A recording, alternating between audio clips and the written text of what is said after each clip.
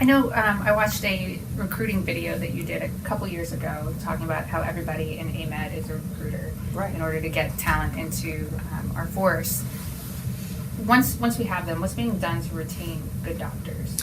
Yeah, and that's a hard one.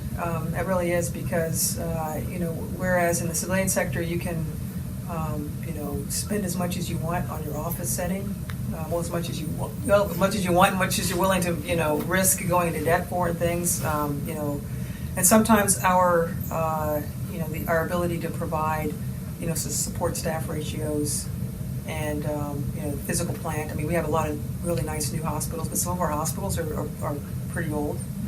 And so just the physical plant, some of the support is not as robust as it is, and it would be in a civilian practice. And we're kind of honest about that to see that. But the opportunities, the things we get to do in military medicine is really unlike anywhere else. I jumped out of airplanes when I was at West Point. I got to rappel out of helicopters and do all kinds of operational medicine, deploy with different units. Both serve in the clinical side as a family medicine, and then later did another residency in dermatology, and then was the division surgeon. So I got to go to operational medicine, stationed in Korea, Germany, all around the U.S. And so we get to do a lot of interesting things, and I think that's why people join, because they want to do interesting things that's maybe different than what they could do in the civilian sector. And then the bottom line is, look who we get to take care of. I mean, the ability to take care of our soldiers and their families, especially our soldiers like on the battlefield, where these are young people, most of them now, youngsters, who joined after we'd already been at war for many years, who know that there's a possibility, very likelihood that they could get deployed and are injured, right? Because that's all, they see this, they watch the news. But they still join anyway because they want to be part of something better and greater than themselves. And then we, as medical folks, get to take care of them. I mean, I think that's what, if you ask a lot of people why they stay, that's one of the reasons why. But we still need to do better on making it, like some of our lower density specialties, getting them the amount of, workload that they need to feel that they're really using the full spectrum of their skills. I mean, you've probably seen in the news a lot about our surgeons that are concerned. They deploy a lot, and when they deploy, sometimes they don't get to do as much, which is a good news story, because if they're not busy, that means that someone's son or daughter is not getting injured severely that needs a surgeon. But then it's also, but that's what they're trained to do. So trying to get them in environments where they can feel that their full set of skills are being used. And we're trying to work on some things to be able to do that.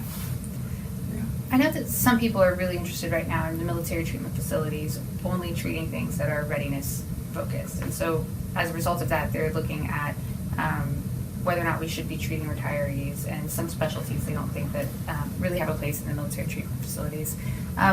As this shift begins, is it impacting residency training requirements, or is it further impacting the proficiency of our doctors in certain fields? Yeah.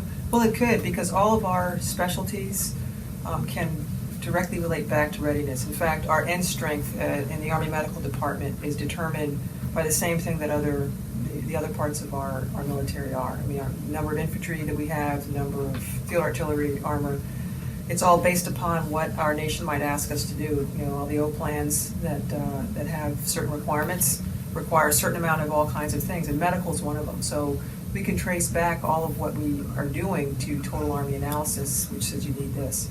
And so people ask, why do you have endocrinologists? Why do you have all these different subspecialties? Well, because you need them to have the broad patient base to train all of our specialties. I mean, primary care is really important. In order to have family practice provider, because I did a residency in family practice, you have to see the full spectrum of the family, which is retirees, children, pregnant people, adults, soldiers, and so you have to have the full spectrum.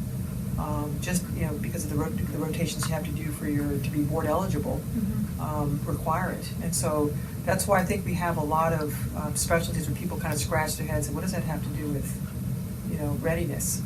And most of what we see even in the deployed setting is disease non-battle injury. So when people think of the CASHs and the forward surgical teams, the trauma, that's really important. We definitely need to be able to do that and take care of are severely wounded. But that's probably 10%, less than that, of what we do, because you still have people with,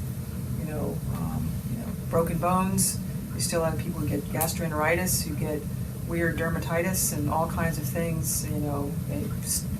A finger pokes in the eye, so you need ophthalmologists and people who are specialists in that. So I think it's not intuitive, but there's a need for the full spectrum. And if we pull out too many patient populations, it would put our training programs at risk, because we need, again, the full spectrum of all of ours. And not only that, we love our retirees because they love us, because it's, I know folks who will, having an anaphylactic reaction, drive past 2 civilian hospitals to get to a military one as their eyes are squeezing shut. And they get to the emergency room, like, what are you doing? You passed 2 hospitals. I wanted to get to the military because that's what I know. And so it's not only that, it's the family of a soldier for life. And then, so that's the important part of it. And our training programs are really important to have at our military treatment facilities, because the civilian sector cannot absorb all the numbers that we would need. And again, it's an all-volunteer Army.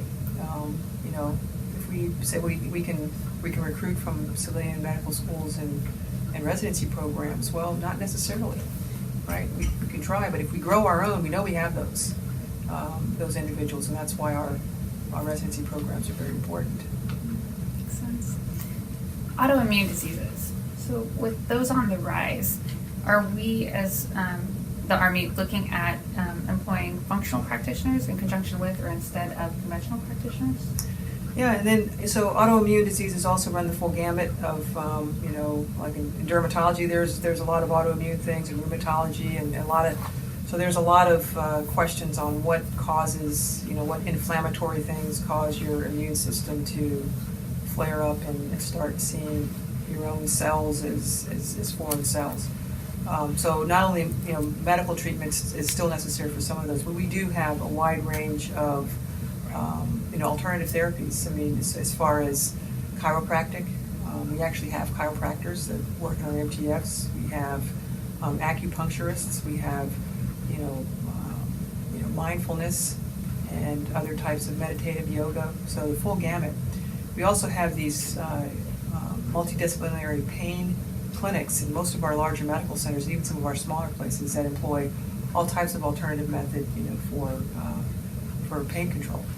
And so if you've not been to any of them, it's really interesting. It would be really cool to see them, because we do. We've got rooms with meditation rooms and massage, therapeutic massage for folks that need that, and counseling therapy, all different types. And then with our wounded warriors, that's when we really have a lot, equine therapy, aqua therapy, all different types. So there is a recognition of alternative therapies, because there's a lot of evidence-based, there's a lot of evidence that show the utility of it. So I think we do a lot of evidence-based alternative therapies in our MTFs as well. That's really interesting, and it sounds over the last 20 or so minutes that we've been talking that Army medicine really is kind of leaning forward and trying to figure out how we can best provide support. And as we're growing the Army, you're going to need to grow in order to support that. A lot of leadership that has to be done. Not only are you the commander of MedCom, but you're also the Surgeon General of the Army with a pretty significant staff role, in addition to all of the soldiers and civilians that you lead. What's the most important leadership lesson that you've learned, and why is it so valuable? Boy, that's really that's really a hard one. I think the leadership lesson, all the things that they teach in kindergarten, right? All those things that they tell you what I learned in kindergarten. But I think to be a good leader, what I've found is empathy is really important. There's of course all the the confidence, the proficiency, professionalism, all the profession of arm, all the things that they teach us are important. But I think as a leader, you have to be empathetic, because you have such a diverse group of people that you can lead, that you have to try to understand them all. You'll never be them all. I will never know what it's like to be a white male, never. Just because I can't.